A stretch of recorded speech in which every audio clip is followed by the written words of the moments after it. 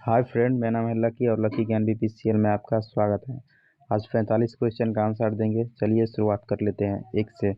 Robert Bruce थे एक भूगोल वैज्ञानिक, पुरातात्विद, पुरा वनस्पति शास्त्री और इतिहासकार। इसका सही आंसर हो जाएगा ए और बी दोनों, भूगोल वैज्ञानिक और पुरातात्विद। चलिए अगला क्वेश्चन स्टार्ट कर लेते हैं। दूसरा क्वेश्चन हमारा ये है, कोपेनहेगन संग्रहालय की सामग्री से पाषाण कांस्य और लौह युग का त्रियुगीय विभाजन किया था। थॉमसन ने, लुबक ने, टेलर और चौथा है चाइल्ड ने। इसका सही आंसर हो जाएगा थॉमसन ने। उत्खनित प्रमाणों के अनुसार पशुपालन का प्रारंभ हुआ था। ऑप्शन ए में लिखा है निचले पूर्व पाषाण काल में, बी में लिखा है मध्य पूर्व पाषाण काल में और सी में ऊपरी एवं पाषाण काल में, डी में लिखा है मध्य पाषाण काल में। इसका सही आंसर हो जाएगा आपका डी, जो मध्य पाषाण काल में है। क्वेश्चन नंबर 4 में दिया है, मध्य पाषाणिक प्रसंग में पशुपालन के प्रमाण जहाँ मिले वह स्थान है। ऑप्शन नंबर ए में दिया है लंगनाज और बी में दिया है बीरभानपुर और सी में दिया है आदमगढ़ और डी में दिया है चूपनी मांडो। इसका सही आंसर हो जाएगा सी, आदमगढ़। क्वेश्चन नंबर 5 में दिए हुए हैं, निम्नलिखित में से किस स्थल से हड्डी के उपकरण प्राप्त हुए हैं। ऑप्शन नंबर ए में है चूपनी मांडो से और बी में है ककोड़िया से और सी में है महदहा से और डी में है सराय नाहर राय से। इसका सही आंसर हो जाएगा सी और डी, महदहा से और सराय नाहर राय से।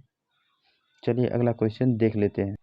छठा क्वेश्चन है हमारा, हड्डी से निर्मित आभूषण भारत में मध्यपाषाण काल के संदर्भ में प्राप्त हुए हैं। ऑप्शन नंबर ए में दिया हुआ है सराय नाहर राय से और बी में दिया है महदहा से और सी में दिया है लेखिया से और डी में दिया है चोपनी मांडो से। इसका सही आंसर ए और बी दोनों है, सराय नाहर राय से और महदहा से। चलिए अगला क्वेश्चन देख लेते हैं। क्वेश्चन 7वां नंबर में दिया हुआ है, निम्नलिखित मध्यपाषाणिक स्थलों को भौगोलिक दृष्टि से पश्चिम से पूर्व के क्रम में व्यवस्थित करें। एक में ऑप्शन में दिया है पैसरा, दो में दिया है लेखिया, तीसरा बीरभानपुर और चौथा में दिया है महदा। नीचे दिए गए कूट के सही उत्तर का चयन कीजिए। इसके अनुसार आपको करना है। इसका सही आंसर सी है, मतलब 4 को 1 में रखना है, 2 को 2 में ही रखना है और 1 को 3 में रखना है और तीसरा को तीसरा में ही रहने देंगे। इसका सही आंसर है। चलिए 8वां नंबर क्वेश्चन देख लेते हैं। क्वेश्चन नंबर 8वां दिया हुआ है, एक ही कौर से 3 मानव कंकाल निकले हैं। ऑप्शन नंबर ए में है सराय नाहर राय से और बी में है दमदमा से और सी में है महदहा से और डी में है लांगना से। इसका सही आंसर हो जाएगा बी, दमदमा से। चलिए 9वां नंबर क्वेश्चन देख लेते हैं। क्वेश्चन नंबर 9 में दिया है, खाद्यान्नों की कृषि सर्वप्रथम प्रारंभ हुई थी। ऑप्शन नंबर ए में दिया है नवपाषाण काल में और बी में दिया है मध्यपाषाण काल में और सी में दिया है पुरापाषाण काल में और डी में दिया है प्रोटो ऐतिहासिक काल में। इसका सही आंसर हो जाएगा नवपाषाण काल। चलिए 10वां नंबर क्वेश्चन देख लेते हैं। क्वेश्चन नंबर 10वां में दिया हुआ है, भारत में मानव का सर्वप्रथम साक्ष्य कहाँ मिलता है। ऑप्शन नंबर ए में दिया है नीलगिरी पहाड़ियाँ और बी में दिया है शिवालिक पहाड़ियाँ और सी में दिया है नलमाला पहाड़ियाँ और डी में दिया है नर्मदा घाटी। इसका सही आंसर हो जाएगा डी, नर्मदा घाटी। चलिए 11वां नंबर क्वेश्चन देख लेते हैं। प्रथम मानव जीवाश्म भारत की किस नदी घाटी से प्राप्त हुआ था। इसका ऑप्शन नंबर ए में दिया है गंगा नदी, बी में दिया है यमुना घाटी और सी में नर्मदा घाटी और डी में ताप्ती घाटी और ई में दिया है उपयुक्त में से कोई नहीं, उपयुक्त में से एक से अधिक। इसका सही आंसर हो जाएगा सी, नर्मदा घाटी। चलिए 12वां नंबर क्वेश्चन देख लेते हैं। क्वेश्चन नंबर 12 में जो है, मानव द्वारा सर्वप्रथम प्रयुक्त अनाज था। ऑप्शन नंबर ए में दिया है गेहूँ, बी में दिया है चावल और सी में दिया है जौ और डी में दिया है बाजरा। इसका सही आंसर हो जाएगा सी, जौ। चलिए 13वां क्वेश्चन देख लेते हैं। 13वां नंबर क्वेश्चन में दिया हुआ है, भारतीय उपमहाद्वीप में कृषि के प्राचीनतम साक्ष्य प्राप्त हुए हैं। कोल डिहवा से, बी में दिया है लहुरादेव से और सी में दिया है मेहरगढ़ से और डी में दिया है टोकवा से। इसका सही आंसर हो जाएगा बी, लहुरादेव से। चलिए अगला क्वेश्चन देख लेते हैं। 14वां नंबर क्वेश्चन में दिया हुआ है, भारतीय उपमहाद्वीप में कृषि के प्राचीनतम साक्ष्य प्राप्त हुए हैं।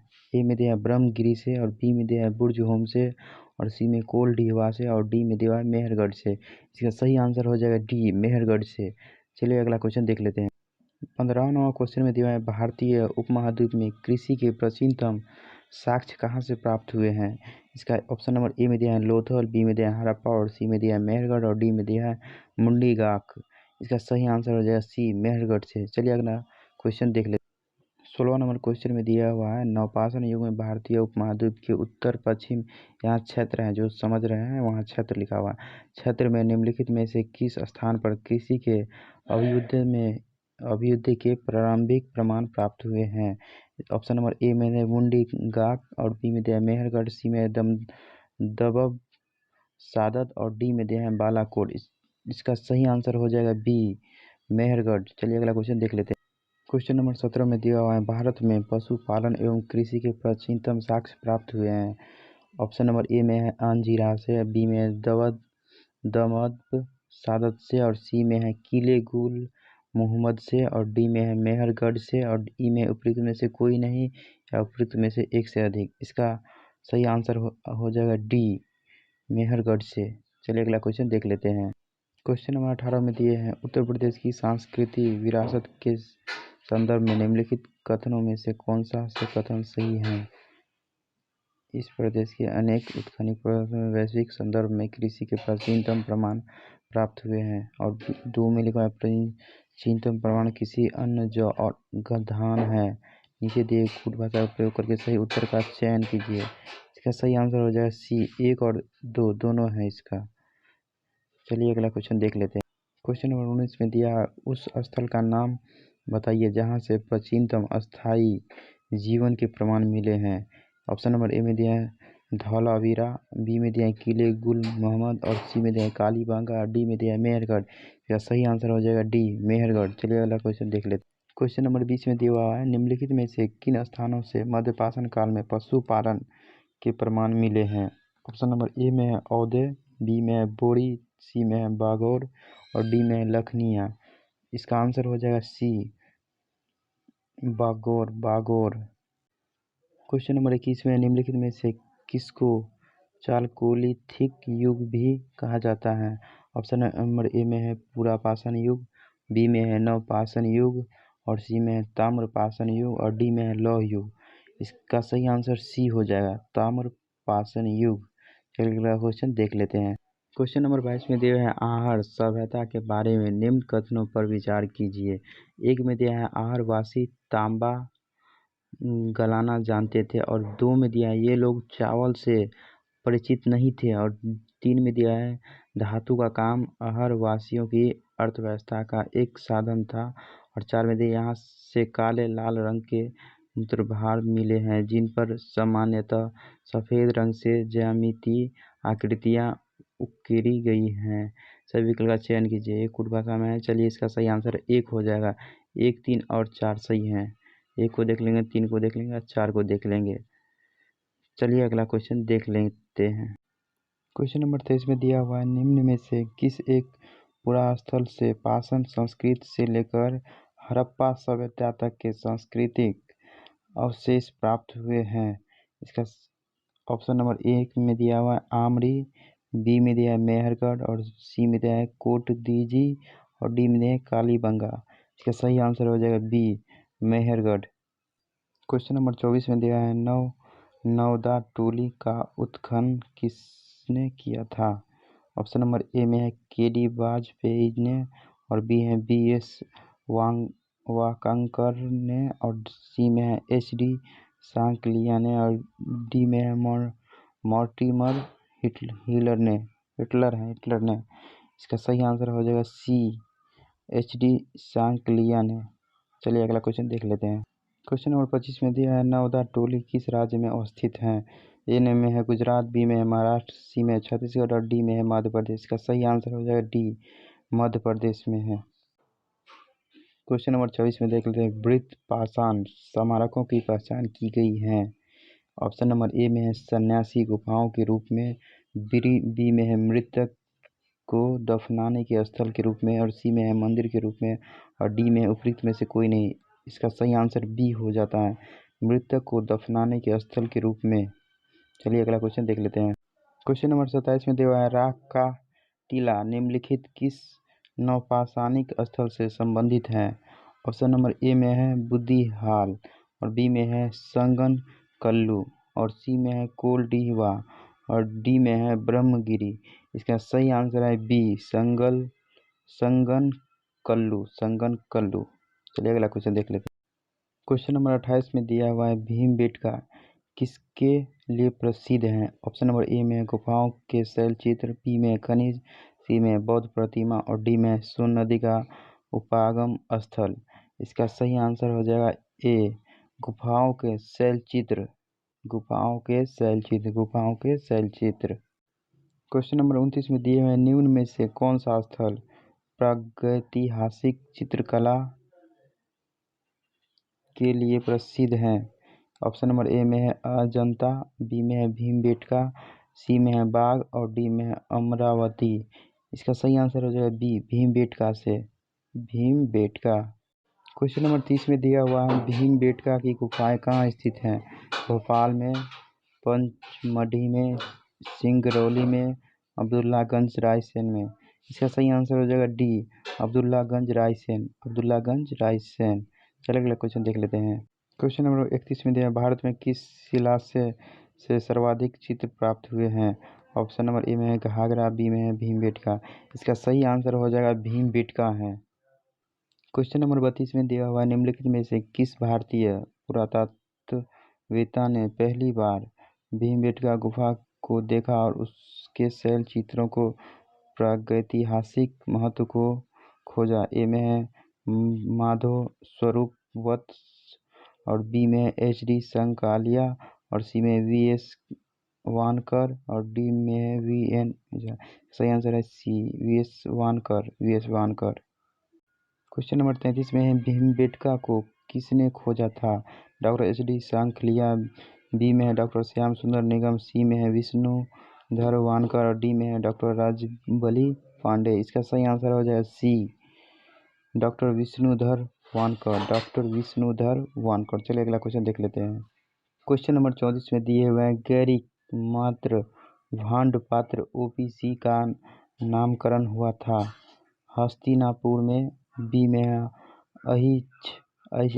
अहिच्त्र में और सी में है नोह में और डी में लाल किला में। इसका सही आंसर हो जाए ए, हस्तिनापुर, हस्तिनापुर में, हस्तिनापुर में।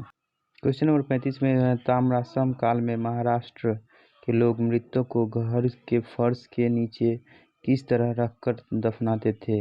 इसका आंसर ही जो हो जाएगा दोस्त ए, उत्तर से दक्षिण की ओर, उत्तर से दक्षिण की ओर। क्वेश्चन नंबर 36 में लिखा दिया हुआ है निम्नलिखित में से किस स्थल से मानव कंकाल के साथ कुत्ते का कंकाल भी सावधान से प्राप्त हुआ था? ऑप्शन नंबर ए में है ब्रह्मगिरी, बी में है बुर्जहोम, सी में है चिरांद और डी में है मस्की। इसका सही आंसर हो जाए बी, बुर्जहोम, बुर्जहोम। चलिए अगला क्वेश्चन देख लेते हैं। क्वेश्चन नंबर 37 में दिया हुआ है निम्नलिखित में से किस स्थल पर मानव के स्थान कुत्तों को दफनाए जाने का साक्ष्य मिला है? ऑप्शन नंबर है बुर्जहोम, तीसरा है कोल डिहवा और सी है चोपानी मांडो और डी है मांडो। इसका सही आंसर जो हो जाएगा ए, बुर्जहोम, बुर्जहोम। चलिए अगला क्वेश्चन देख लेते हैं। क्वेश्चन नंबर 38 में दिया है गर्त आवास के साक्ष्य प्राप्त हुए हैं? ऑप्शन नंबर ए में है बुर्जहोम से, बी में है कोल डिहवा से और सी में ब्रह्मगिरी से और डी में है संगन कल्लू से। इसका सही आंसर हो जाएगा बुर्जहोम, ऑप्शन नंबर ए है जो कि बुर्जहोम है। चलिए अगला क्वेश्चन देख लेते हैं। क्वेश्चन नंबर 39 में दिया हुआ है निम्नलिखित युगों पर विचार कीजिए। ऐतिहासिक स्थल है और ख्याति का कारण है। एक में है बुर्जहोम का ख्याति का कारण हो गया शैलकृत देव मंदिर और दो में है चंद्रकेतुगढ़, इसका हो गया टेराकोटा कला और तीसरा हो गया गणेश्वर ताम्र कलाकृति। उपर्युक्त युगों को कौन से सही सम्मिलित कीजिए? इसका सही आंसर हो जाए 2 और 3, चंद्रकेतुगढ़ का टेराकोटा कला और 3 का हो जाएगा गणेश्वर ताम्र कलाकृति। चलिए अगला क्वेश्चन देख लेते हैं। क्वेश्चन नंबर 40 में जो है विंध्य क्षेत्र के किस शिलालेख से सर्वाधिक मानव कंकाल मिले हैं?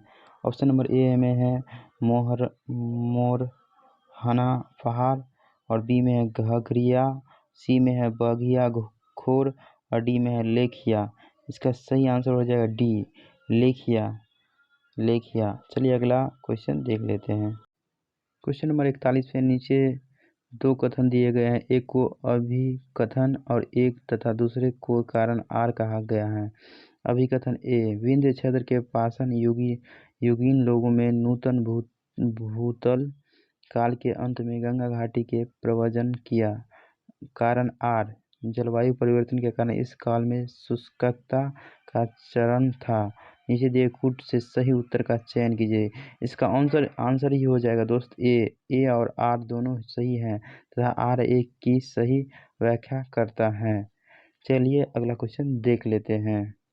क्वेश्चन नंबर 42 में दिए हुए हैं, भारतीय पुरातत्व सर्वेक्षण निम्नलिखित विभागों मंत्रालयों में से किसका संलग्न कार्यालय है। ए में है संस्कृति, बी में है पर्यटन, सी में है विज्ञान और प्रौद्योगिकी और डी में है मानव संसाधन विकास। इसका सही आंसर हो जाएगा ए संस्कृति। इसका सही आंसर हो जाएगा ए संस्कृति। चलिए अगला क्वेश्चन देख लेते हैं। क्वेश्चन नंबर 43 में भारतीय पुरातत्व का जनक किसे कहा जाता है। अलेक्जेंडर कनिंघम, बी में है जॉन मार्शल, सी में है मॉर्टिमर हिटलर और डी में है जेम्स प्रिंसेप। इसका सही आंसर हो जाएगा ए अलेक्जेंडर कनिंघम। क्या हो जाएगा ए अलेक्जेंडर कनिंघम। चलिए अगला क्वेश्चन देख लेते हैं। क्वेश्चन नंबर 44 में दिया हुआ है, राष्ट्रीय मानव संग्रहालय कहाँ पर है। ए में है गुवाहाटी, बी में है बस्तर, सी में है भोपाल, डी में है चेन्नई। इसका सही आंसर हो जाएगा सी, इसका भोपाल। राष्ट्रीय मानव संग्रहालय कहाँ पर स्थित है, भोपाल में स्थित है। चलिए अगला क्वेश्चन देख लेते हैं। ये हमारा आखिरी क्वेश्चन है 45वां, मानव सभ्यता के विकास की कहानी दर्शाने वाला देश का सबसे बड़ा संग्रहालय इंदिरा गांधी मानव संग्रहालय कहाँ स्थित है। इसका ऑप्शन में ए है भोपाल, बी में है नई दिल्ली, सी में मुंबई, डी में है अहमदाबाद। इसका सही आंसर हो जाएगा ए भोपाल में स्थित है। इंदिरा गांधी मानव संग्रहालय कहाँ स्थित है, भोपाल में स्थित है। चलिए ये हमारा लास्ट है और चैनल को सब्सक्राइब कर ही दीजिएगा क्योंकि आगे भी लाते रहेंगे। और कोई प्रॉब्लम हो तो आप हमें कमेंट कर सकते हैं। किसी प्रकार का टाइप का क्वेश्चन चाहिए तो प्लीज़। Thank you.